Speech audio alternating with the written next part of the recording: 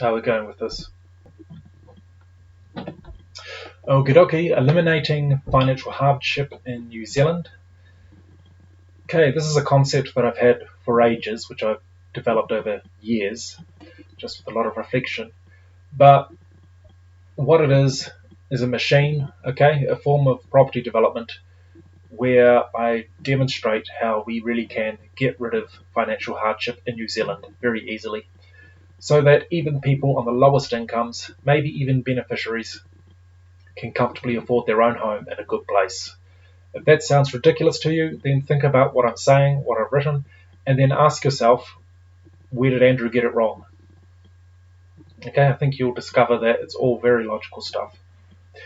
Okay, for a start, you build on rural cost land without artificial land containment that drives the price of land into the stratosphere. And that means each section in terms of raw land, quarter acre section or maybe half that or whatever, is around about $10,000-$20,000. It's almost irrelevant, you don't have to worry about it. So if we bring that back, which is as easy as getting the government to sign along a certain dotted line, that slams the cost of housing in half immediately. Okay, now look at this. This is a new development that I've just modelled it here very, very crudely. If you just look at the right-hand side here. 1 kilometre radius. Okay, now there's no normal traffic, no normal cars in this development, okay? So you have an access road. Think of it like a horizontal version of a massive apartment building. So you've got the access road that comes right down here for buses, normal cars, hire cars. Hire cars actually make a lot of sense in this situation because you've got a whole lot of people congregating to one point, so it's practical. They come in here. Then after that, they move to another transport system, which is nothing more than golf carts, okay? I'll just scroll down a bit.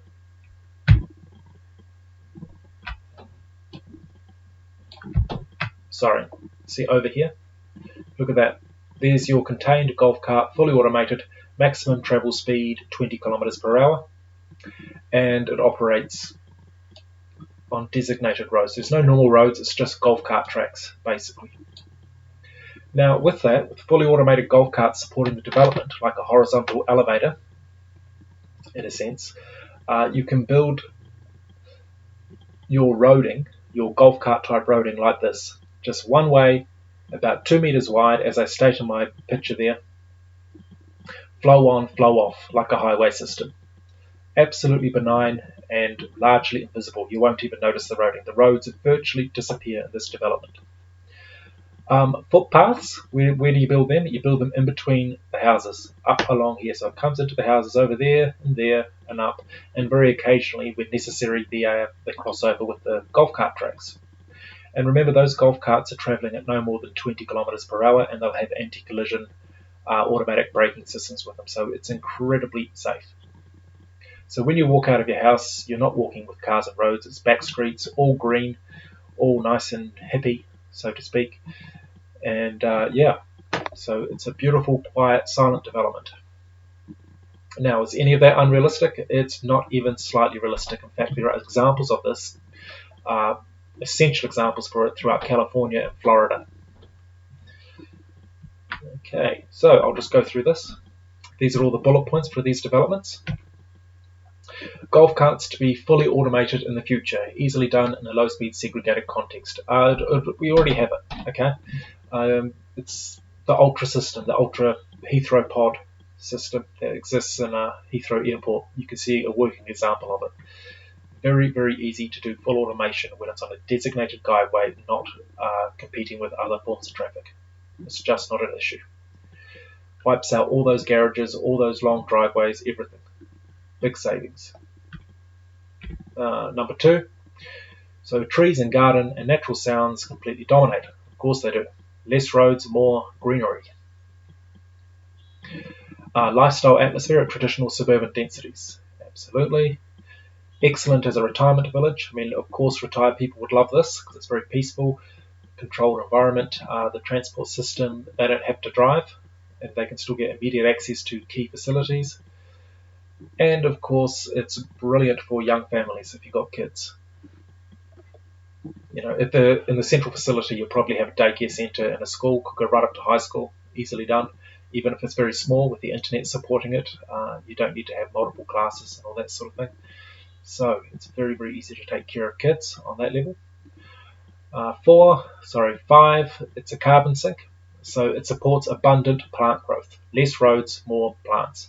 And if you really wanted to go crazy with it, you could even demand that each house is built 2-story. So it could be like small little townhouse structures if you want to make a religion out of not paving over Mother Earth and all that sort of thing.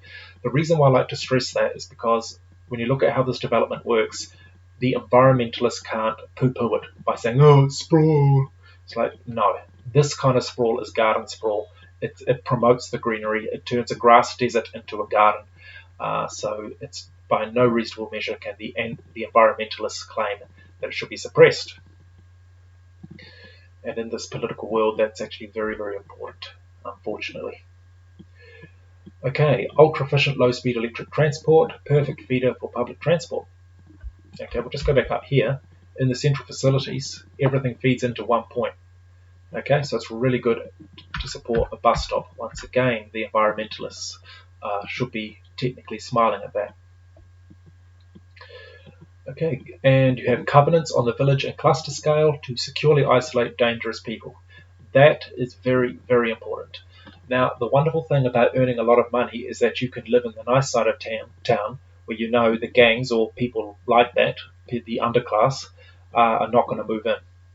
Now, people, the lower socioeconomic groups, don't have that privilege. They don't have the financial capacity to isolate themselves from dangerous, intimidating, depressing, awful people. So what I would like to see with these developments as private villages is giving them the power through covenants and maybe other to isolate those sort of people, even if they don't have a huge amount of money. And they can do that through direct, reasonable discrimination. So that should be a major, major hit for the lower socioeconomic groups, because the truth is, when it comes to discrimination, they're more passionate about being able to do that than anyone, because they're the ones that have to really put up with a lack of discrimination. Okay, 8. You can catch water off the roof and use compost toilets as an option. This is easy done in New Zealand because we have such consistent rainfall. That can greatly reduce the cost of infrastructure, appreciating also the very low cost roading as well. Of course, those golf cart tracks will cost a fraction of normal roads. They're very narrow and they're not accommodating for big heavy trucks or anything like that. Right, so we can really whack those costs down there as well. 9, work from home as desired with high-speed internet. With the way things are changing, well, basically, the more people can work from home, the more freedom you have to put these developments anywhere, not just on the outskirts of the cities, but in really, really nice locations that are maximised, next to nice rivers or a coast or anything like that. It's not about getting to work so much anymore. And of course, if they're accommodating retired people don't need to go to work. So it's good like that. Okay, 10, a high quality kit set duplex home, which is like half a big home. That's what duplex is. For example, maybe bought outright for as little as NZD $100,000. Now imagine that. Imagine having a little townhouse, more private than that, like about that size there, small, 2-bedroom, $100,000. That's not at all unrealistic when you look at how much kit sets can be bought for, if all the other costs are reduced greatly. So if it's 2-bedroom, you have 1 or 2 children, you're a couple, you have 1 or 2 children, you want to have more children, you could just build a sleep out for them when they come of age, when they get a bit older. You don't need to throw your life away on a mortgage. Right. Pandemic resistant, easy to fully quarantine and remotely support the whole village. That's one of the advantages of having this electronic transport system, is that you can manage quarantining if you ever have to do that again quite easily. Effortless access for fun and convenient lifestyle. Now that golf cart will take you to the beach, to all the central facilities or anywhere else there in no more than about 3.5 minutes. So you've got holding a cup of coffee, jump in the golf cart and it takes you there without any fuss whatsoever. It gives you all these things right on your doorstep in effect. So it's really, really cool like that. 12. Effortless sorry, I've already said that. 13. Fast and cheap driverless food delivery. Well, yeah, if you're going to have driverless cars, then you might as well also have tiny driverless cars in the development. So rather than you going and getting things, they can just be posted to you. 4. Easy to build in most locations, including hilly topography. Yes, a narrow road costs a fraction of what a wide road costs to build in hilly areas, because there's basically when you have twice the width, you excavate 4 times as much dirt, and you need a retaining wall for the side of the road, which is about 4 times more expensive. So when your 10-meter wide road turns into a 2-meter wide road max, these costs are not really a concern at all. Right. 15. Highly attractive for lucrative immigration. It is. New Zealand could, throw open its gates to let a heck of a lot more people in, because with these kind of developments, being able to expand with these kind of developments, that would only be good for the economy. Of course, the more demand you have for people coming into New Zealand, the more choosy you can be to have the right kind of people coming into New Zealand. 16. Supports healthy living all round, as it does, including potential for food forests for ultimate fresh food. Okay. There's a bit more at the bottom here, but my screencast recorder isn't going to show you, so I'll just speak it out. Number 17, I just said alternative new builds create, this is getting into economics here, alternative new builds create immediate competitive pressure on all markets, holding all low-performing cities to account, with far-reaching positive national economic effect. And that's absolutely true. If you start building these developments where people can have a fantastic lifestyle, really efficient, low-cost lifestyle, and they're paying as little as $100,000 for their home if they wish. They can spend as much as they want to, go as glam as they want, of course. If you're doing that, then, and you have that option provided for people, then the entire city, the price of everything, has to answer to the fact of it. Your landlord cannot charge you $500 a week to live in that rundown house if you could just go and buy your own home a couple of kilometers outside the city. And protecting those kind of new builds is extremely important for creating good market competitive pressure. Right, and here's my final statement that I put at the bottom, which you can't see, but I'll read it out to you again. The New Zealand property crisis is a political creation. Believe me, it is. Build this example on rural coastland in true special housing areas free from toxic regulations, and poverty in New Zealand will be no more, except maybe for people with serious mental illness. And that's just it. We can do this. It's all there. There's nothing fanciful about what I'm talking about. All of this is completely logical. We can build new property developments at scale using new technologies for a fraction of the price, and hey, guess what? All they provide is an even better lifestyle. So it costs, I don't know, half as much of a conventional development maybe,